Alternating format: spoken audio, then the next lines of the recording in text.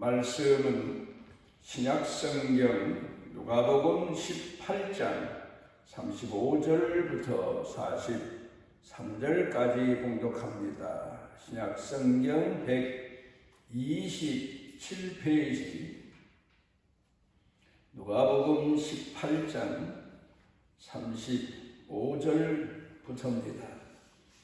여리고에 가까이 가셨을 때 한 맹인이 길가에 앉아 구걸하다가 무리가 지나감을 듣고 이 무슨 일이냐고 물은데 그들이 나사렛 예수께서 지나가신다 하니 맹인이 외쳐 이르되 다윗의 자손 예수여 나를 불쌍히 여기소서 하거늘 앞서가는 자들이 그를 꾸짖어 잠잠하라 하되 그가 더욱 크게 소리 질러 다윗의 자손이여 나를 불쌍히 여기소서 하는지라 예수께서 머물러 서서 명하여 데려오라 하셨더니 그가 가까이 오매 물어 이르시되 내게 무엇을 하여 주기를 원하느냐 이르되 주여 보기를 원하나이다.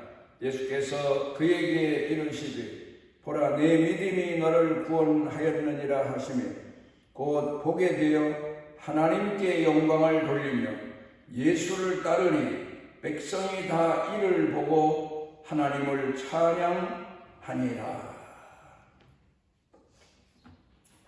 현대는 우리가 살면서 느끼는 바입니다마는 놀라운 일들이 날이 가면 갈수록 더해가는 그런 시대를 우리가 살고 있다고 봅니다.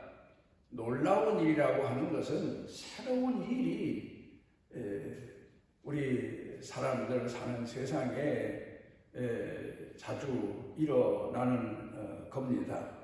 그런데 문제는 이렇게 빠른 속도로 발전하고 또 그 어느 시대보다도 더 많은 지식을 소유하는 첨단 지식을 가졌다고 하는 이런 시대를 살고 있는데 가장 문제되는 것은 기초적인 인간 교육의 부실이라고 하는 점입니다.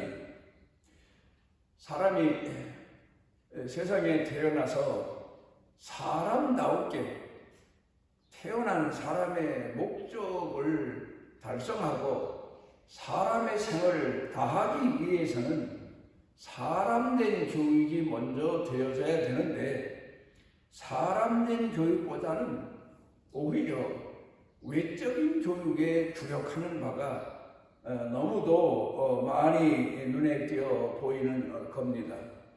현대를 사는 사람들을 교육시키는 과정들을 놓고 보게 되면 자연에 대한 공부, 물론 인간이 자연과 함께 사니까 자연에 대한 공부도 해야 되겠지만 문제는 그보다 더 먼저 자신에 대한 공부부터 해야 되고 꾸준히 평생토록 자신에 대한 공부를 끊임없이 해가야 되는데 이 점에 대해서는 사람들이 대부분 깊은 관심을 갖지 않는 겁니다. 그런가 하면 우주에 대한 공부, 과학에 대한 공부, 기술에 대한 공부, 경제, 사회 이런 면에 대해서는 전문가적인 지식을 가졌다고 하는데 자기 자신에 대해서는 어린아이 수준만큼도 아는 바가 없는 그런 사람들이 수없이 많은 이 시대를 살아가고 있다는 점입니다. 나 자신에 대해서 알 필요가 있고 내가 이 세상에 있게 된 근원에 대해서 원인에 대해서 아는 지식이 필요한데 그 점에 대해서는 무관심하고 있다는 사실입니다. 요 근간에 하나 예를 들어 본다면 젊은 세대들이 가지고 있는 결혼관을 놓고 보게 되면 조건을 내세우는데 먼저 결혼한 부부가 들어가서 살 집이 있느냐, 그런 거면 자산이 얼마냐, 그런가 하면 한 달에 수입이 얼마냐, 그래서 이 경제 사회 속에서 살아갈 수 있나를 사람들은 관심을 가지고 주력해서 보고 관찰하는 그런 경우가 많습니다만, 그런 조건을 다 갖췄다고 하더라도 문제는 사람 교육이 안 됐기 때문에, 근본 교육, 인간 교육, 인간 삶의 세계에 있어서 교육이 안 돼 있기 때문에 그 삶이, 그 결혼이 실패로 돌아가는 그런 경우를 우리가 수없이 많이 봅니다. 그런가 하면은 실패하지 않았다 손 치더라도 그 결혼 생활이 원만하지 못하고 오히려 혼자 사는 것보다 더 힘든 그런 일들이 너무 많아서 현대인들이 그로 인해서 얻는 여러 가지 정신적인 병도 많고 스트레스도 많고 갈등도 많고 그런 세상을 우리가 오늘 살고 있다는 점입니다. 사람된 교육, 이걸 우리가 특별히 주시해 봐야 됩니다. 예수님이 이 땅에 오셨을 때에 사람들의 관심은 누가 나를 사랑하느냐, 누가 내게 도움이 되느냐, 하늘이 내게 얼마나 큰 복을 주시느냐, 이런 점에 대해서 관심들을 가지고 하나님을 공경하는 신앙인들이라고 하면서도 이 점에 대해서 주력을 했는데, 예수님은 오히려 그 예수님을 따르는 사람들을 향해서 가르치신 말씀이 내가 얼마나 다른 사람을 사랑할 수 있나, 내가 얼마나 하나님의 선하신 뜻에 순종자가 될 수 있나, 내가 얼마나 넓은 마음을 가지고 있나, 상대방보다 내게 문제가 더 있다는 사실을 발견하고 그 문제를 고치고 그 문제를 잊지 아니하고 깨어서 사는 신앙의 방법을 예수님이 가르쳐 주신 겁니다. 요한복음 4장 가운데 보게 되면 유명한 수가성 여인과 예수님과의 만남의 이야기가 기록되어 있습니다. 이런저런 이야기를 우리가 다 아는 바입니다만은, 예수님께서 그 여인을 만나셔서 예수님께서 건네신 말씀이 내게 물 좀 주십시오 하는 이야기로 시작이 됩니다. 그러자 이런저런 이야기가 오가다가 예수님께서 그 여인에게 말씀하시기를 당신의 남편을 데려올 수 있겠습니까? 그러자 나는 남편이 없습니다. 예수님 말씀하시기를 그 말이 오히려 맞을 것 같습니다. 당신에게는 남편이 여럿 있었는데 지금 같이 살고 있는 사람도 당신 남편이 아닙니다. 여자가 깜짝 놀라서 나는 당신을 처음 뵀는데 어떻게 나에 대해서 잠깐 동안 말을 몇 번 건네시고는 알고 계십니까? 선지자이십니다. 그러면서 여인이 말하기를 자기 속에 그동안 가지고 있던 궁금증에 대해 질문을 합니다. 사마리아 사람들은 이 산에서, 사마리아에 있는 산에서 하나님께 제사하는 것이 가장 옳은 일이라고 하고, 유대인들은 예루살렘 성전에서 하나님께 예배하는 것이 가장 옳은 일이라고 하는데 어떤 일이 옳습니까? 예수님께서 말씀하시기를 이 산에서도 말고 사마리아 산에서도 말고 예루살렘에도 말고 신령과 진정으로 하나님께 예배하는 때가 오나니 바로 이때다. 마음 성품 뜻을 쏟아서 하나님께 예배하는, 신령한 예배하는 때가 바로 이때인데, 메시아가 온대요. 메시아를 영접하고 메시아 이름으로 하나님께 예배하는 때다. 그리고 예수님께서 가르쳐 교훈해 주십니다. 그리고 예수님과 이 여인과의 대화 중에서 가장 핵심적인 내용이 예수님께서 당신의 남편을 데려와라 하시는 말씀입니다. 예수님께서 여인의 약점을 지적하시기 위해서 하신 말씀이 아닙니다. 그 말씀의 깊은 내용은 당신은 지금까지 세상 사는 방식이 남자를 잘 만나면, 돈을 많이 가진 사람을 만나면 내 인생이 행복하리라. 대부분 그 당시에 수가성 여자뿐만 아니라 유대인이나 사마리아 사람이나 그 시대를 살던 사람들의 관심사였습니다. 우리나라도 복음이 들어오기 전에 우리나라 사람들이 가지고 있던 사고방식이 복을 받아야 된다 하는 상식이었고, 그게 하나의 신앙이었습니다. 그래서 신을 찾아도 복을 받기 위해서 신을 찾고, 무슨 일을 해도 복을 받기 위해서 이런저런 일을 했던 것을 기억하게 됩니다. 그래서 복이라는 말이 이 신앙생활에도 그랬고 사회생활에도 그렇고 모든 매사의 전부였던 그런 시대가 있었습니다.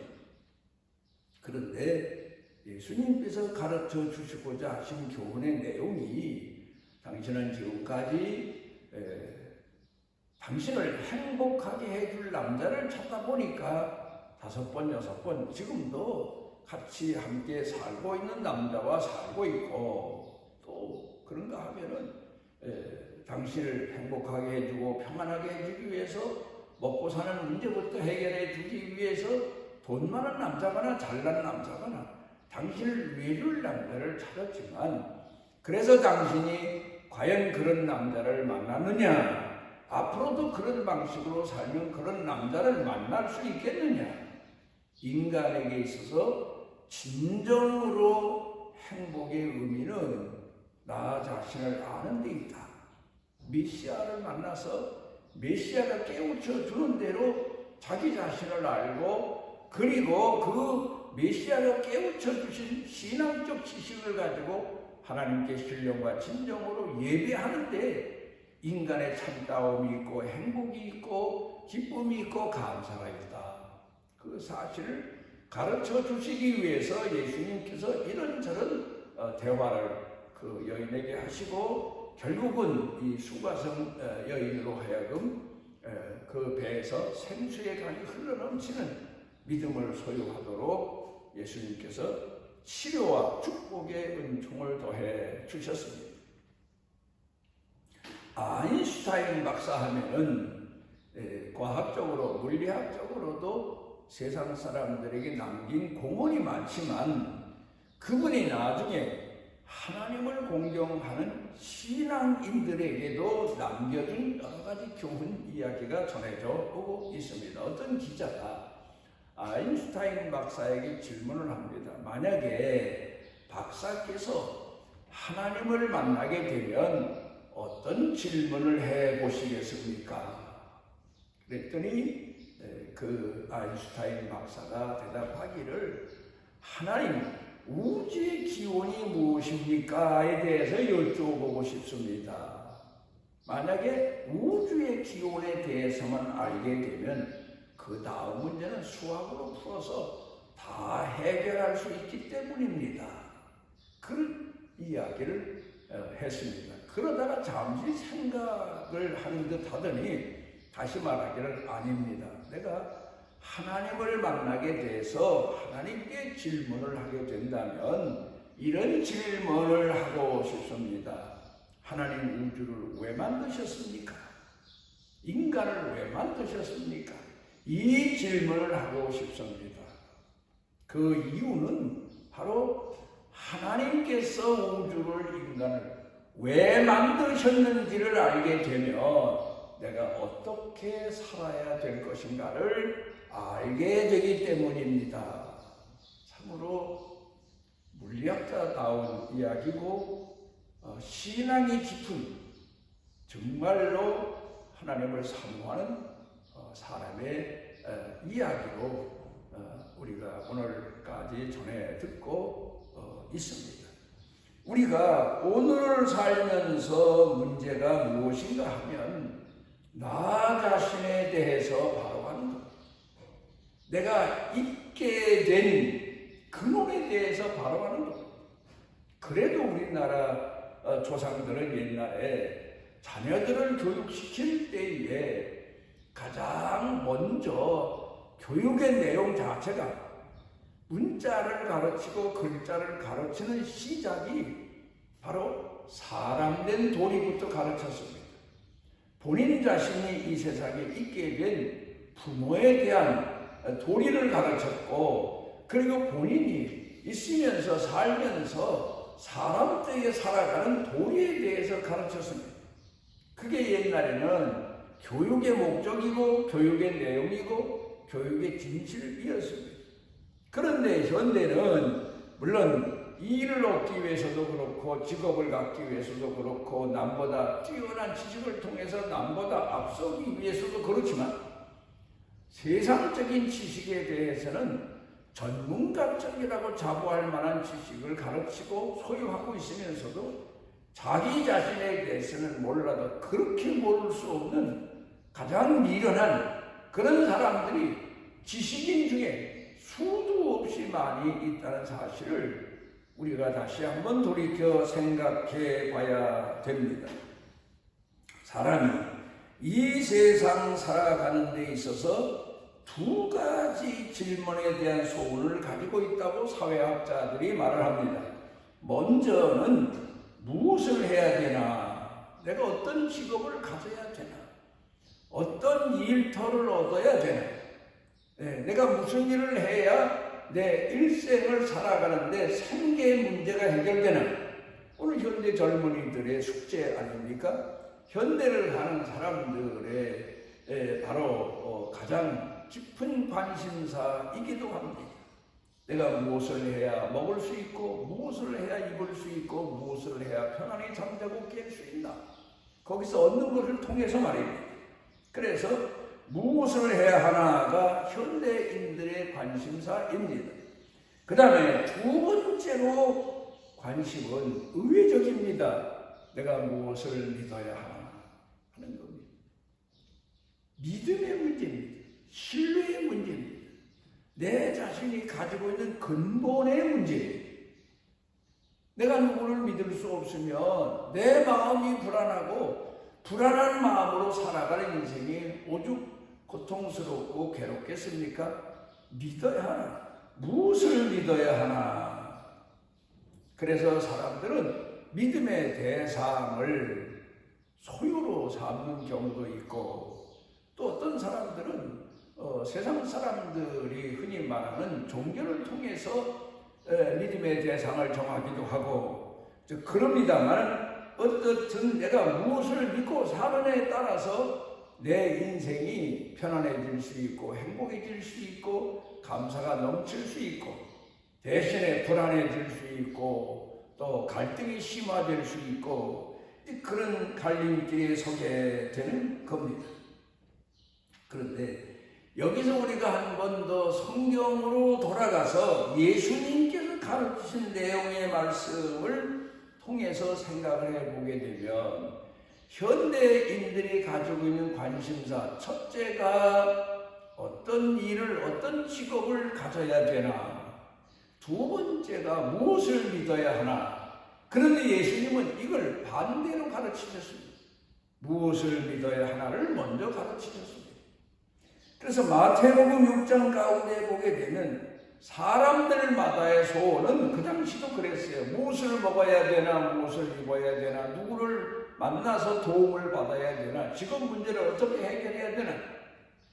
먹고 살기가 급하긴 옛날에는 지금이나 마찬가지예요. 그게 사람들의 관심이었습니다. 그런데 예수님께서는 그것보다는 누구를 믿어야 되나가 먼저다. 하나님을 믿는 믿음으로 사는 게 인간 삶의 시작이다. 근본이다. 가장 귀한 내용입니다. 여러분, 오늘도 우리가 하나님을 공경하는 신앙인으로 살아가면서 이 점에 대해서 우리 자신을 다시 한번 점검해 봐야 됩니다. 나는 과연 무엇을 중히 여기나? 믿음을 중히 여기나? 하나님을 믿고 누군가를 믿고 내 마음과 누군가를 믿어줄 수 있는 믿음을 가지고 있는지에 대해서 얼마만큼 중히 여기며 살고 있나? 예수님께서는 말씀하여 가르치시기를 그의 나라와 의를 먼저 구해라. 믿음부터 구해라. 그러면 그 모든 먹고 사는 문제는 아버지께서 해결해 주신다. 공중나는 새들 봐라. 들의 백합화를 봐라. 믿음이 없으면 들의 백합꽃이 필 리가 없고 그리고 공중나는 새가 불안해서 어떻게 공중을 나를 수 있겠습니까? 살 수가 없으면 어두운 곳을 찾아가서 숨고 자기가 무슨 힘이 있다고 말입니다. 그렇게 살 수밖에 없는데 공중나는 새도 들의 백합화도 잎이 시고 먹이 시고 키우시는 하나님을 믿는 믿음이 있기 때문에 뿌리 내리고 그 어려운 가운데서도 시련을 극복하고 자라서 꽃이 피고 그 많은 시험과 시련이 많은 그런 가운데서도 공중을 날리며 노래하는 그런 새 세계를 보아라. 믿음이 먼저다. 그걸 예수님께서 가르쳐 주셨습니다. 오늘 우리는 예수를 믿는 사람으로 오늘을 살아가고 있습니다. 우리는 과연 이런 믿음을 가지고 살아가고 있나? 하나님을 믿고 예수 그리스도를 믿는 그런 믿음이 우선이고 먼저고 가장 소중한 그런 사람으로 오늘을 살아가고 있나? 우리 자신을 돌아볼 수 있어야 됩니다. 오늘 성경 본문 말씀으로 돌아가서 봅니다. 예수님께서 사마리아 지역에 가까이 이르셨을 때에 길에서 구걸하고 있는 소경을 만났습니다. 예수님께서 그 곁을 지나가시자 이 소경이 소리 지르면서 예수여 다윗의 자손이여 나를 불쌍히 여기소서 하고 외칩니다. 그러자 아마도 예수님을 따라가던 제자들 중에 누군가가 가서 이 사람아 소란스럽게 하지 마라, 시끄럽게 하지 마라. 세상 이 예수님 따라가는 사람들이 예수님 말씀을 들으려고 귀를 기울이는데 내가 소란스럽게 시끄럽게 해서 사람들이 번거로워한다. 뭐 그런 의미로 아마 다 일렀겠지요. 그런데도 이 소경은 예수님을 향해서 소리 지르. 우리가 기도하다가 어떤 때에는 낙심할 때도 많은데 그럴 때에서도 우리가 하나님께 간절한 마음을 가지고 소리친 이 소경처럼 구걸하는 소경처럼 하나님께 상달되도록 더 기도하고 더 인내하고 더 부르짖는 그런 태도를 가져야 될 겁니다.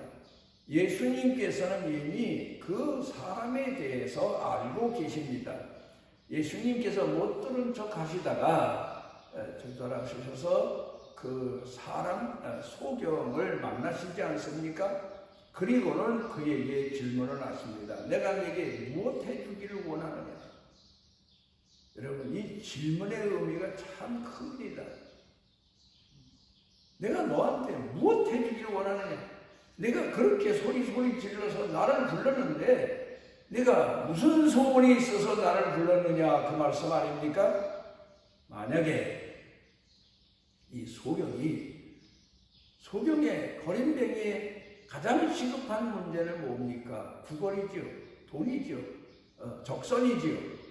누군가 부자가 평생 먹을 걸 주면 얼마나 고맙겠습니까? 길거리에 나가서 그 수모와 수치 속에서 구걸하지 않고도 살 수 있고 편안히 살 수 있는데 그런데 이 구걸하는 소경의 소원이 뭐냐? 예수님이 물으신 이유가 있어. 내가 날 부른 이유가 뭐냐? 오늘도 성도들을 향해서 하나님께서 하시는 말씀입니다. 내가 나한테 기도하는 내용이 뭐냐? 이유가 뭐냐? 뭘 들어주랴? 지금같이 경제에 민감한 시대는 제가 지금까지 살아오면서 없었습니다. 옛날에도 물론 돈이면 모든 만사가 다 해결된다고는 했지만 지금처럼 거의 전부가 다 돈과 연계된 시대는 아니었습니다. 하다못해 시골 가서 농사를 해도 돈 없이는 농사 못한다는 말을 하고 있지 않습니까? 그런데 오늘 현대인들이 하나님 앞에 구하는 걸 가만히 보면 이 소경만도 못하고 먹을 걸 주십시오. 평생 먹을 걸 주십시오. 예수님은 하나님의 아들이신데 부자보다 더 큰 권능을 가지고 계시지 않습니까? 내게 편안함을 주십시오. 내게 먹을 것을 주십시오. 내 삶을 좀 책임져 주십시오. 이런 기도를 드릴 만한데 예수님 벌써 이미 아시고 그 주변 사람들로 하여금 너희는 멀쩡하게 눈을 뜨고 건강한 신앙인이라고 자부하고 예수님의 제자라고 자부하면서도 늘 구하는 것이 먹는 거 아니냐, 입는 거 아니냐, 집에 있는 식구들 걱정 아니냐. 그런데 이 사람을 봐라. 그런 의미에서 내가 내게 무엇 해주기를 원하느냐, 네 소원이 뭐냐고 질문을 던지신 겁니다. 주변 사람들이 그렇지, 아마 먹을 걸 달라고 하겠지, 옷을 달라고 하겠지, 집을 달라고 하겠지, 돈을 좀 달라고 하겠지. 당시에 가난한 사람들의 소원 아닙니까? 그런데 이 사람이 기가 막힌 얘기를 합니다. 눈뜨기를 원합니다. 자기 문제를 안 겁니다. 눈을 떠서 눈만 뜨면 자기도 남들처럼 열심히 일해서 살아갈 수가 있는데 부끄럽게 살지 않고 충성스럽게 살아가면서 오히려 남을 도와줄 수 있고, 내가 구걸해 보니까 구걸해 하는 사람의 심정을 알텐데 내가 눈을 뜨고 건강하면 구걸하는 사람도 도와주고 싶고 가난한 사람도 도와주고 싶고, 누군가 내가 남으로부터 도움받기를 원하는 소원이 아니라 내가 남을 도와주고 싶은 소원, 남에게 베풀고 싶은 소원, 그게 바로 눈에 있다는 사실을 그가 발견하고 예수님께 외친 겁니다. 눈뜨기를 원하나이다. 예수님께서 내 믿음이 너를 보냈다 하시고 그 사람의 눈을 뜨게 해 주시지 않습니까? 오늘 우리가 살아가면서 우리는 과연 영적인 눈을 떠서 세상을 바로 분별해 보고 있나? 더듬거리면 손에 잡히는 게 전부인 줄 알지만 눈을 뜨고 보면 멀리도 볼 수 있고 가까이도 볼 수 있고 세밀하게 볼 수 있는 거 아닙니까? 그래서 세밀하게 보는 사람은 지혜롭게 살아갈 수가 있습니다. 멀리 있는 것을 보고 그 목적을 향해 나아갈 수 있고, 또 현재 내 앞에 있는 것이 얼마나 위험한 것인가를 보고 피해갈 수도 있고. 그런데 이 영적인 분별력이 없어서 우리가 오늘을 살며 여기 부딪히고 저기 부딪히다가 신앙적 갈등을 겪다가 결국 낙심할 때가 참으로 많습니다. 멀리 바라볼 수 있는 눈을 가졌다고 하면 사람이 사람의 종말에 대해서 알 수 있게 될 거고 천국에 대해서까지 알 수 있게 될 거고, 그래서 오늘 사는 이 삶이 얼마나 복된가를, 신앙인으로 사는 삶이 얼마나 귀한가를 스스로 깨닫고 자부심을 가지고 낙심하지 않고 오늘을 살아갈 수 있게 될 겁니다. 여기 보면 오늘 성경 본문의 소경의 소원은 바로 눈을 뜨는 거였습니다. 그리고 지금까지는 남에게 대접을 받고 사랑을 받고 불쌍히 여김을 받고 긍휼히 여김을 받으며 살았지만 이제 내가 눈을 떠서 남들을 불쌍히 여기고 감싸주고 돌보아주고 의미있게 보람있게 하나님의 자녀로 살아가고 싶은 이 소경되었던 사람의 소원이 오늘 우리의 소원이 되어야 될 겁니다. 영적인 눈이 밝아져서 하나님을 알고 예수님을 알고 세상을 알고 사단의 시험을 알고 그리고 오늘 내 삶의 인생의 길을 알고 믿음으로 굳게 살아가는 그런 축복을 치유를 주님으로부터 오늘 받게 되시기를 바랍니다. 우리를 사랑하셔서 조합해 보신 아버지, 긍휼하신 은혜와 은총을 감사드립니다. 주님, 기도하옵는 것은 우리 영적인 눈을 밝혀주셨는데 또다시 우리가 근심에 걱정에 사로잡혀서 살다가 신앙의 눈이 멀고 세속에 대해서 두리번거리고 그리고 손에 잡히는 대로 욕심 따라 살다 주님과 멀어진 죄악을 회개합니다. 어리석은 죄악을 회개합니다. 믿음 없는 죄를 회개합니다. 더더욱 주님, 우리 신앙적 영적인 눈이 밝아져서 믿음을 회복하고 사랑을 회복하고 하나님이 우리를 지으시고 선택하시고 부르신 목적을 회복해서 하나님 앞에 온전한 신앙인으로 살아갈 수 있도록 은혜를 더하여 주옵소서. 예수님 이름으로 기도드리옵나이다. 하나님 여호와께서 그 날개 아래 보호를 받으러 온 내게 온전한 상 주시기를 원하노라. 우리를 깨우쳐 주시고 우리에게 오셔서 우리 눈을 뜨게 하시고 우리를 치료하시고 영원한 세계를 향한 믿음의 눈을 회복해 하시는 우리 주 예수 그리스도의 무한하신 은혜와 우리를 택하시고 우리를 쉬어버리지 아니하시고 품에 품으시고 세상 끝날까지 함께 하시고 영원토록 사랑하시는 아버지 하나님의 만극하신 사랑과 속에 내재하셔서 깨워주시고 일으켜주시고 힘있게 하시고 또 우리가 잃어버린 것을 되찾게 하시는 성령님의 능력의 은총이 사랑하는 자녀들 머리 위에 영육간에 사는 생활 가운데 일터 경영 중에 온 교회 중에 넘치고 넘치도록 함께 하시기를 축원하옵나이다.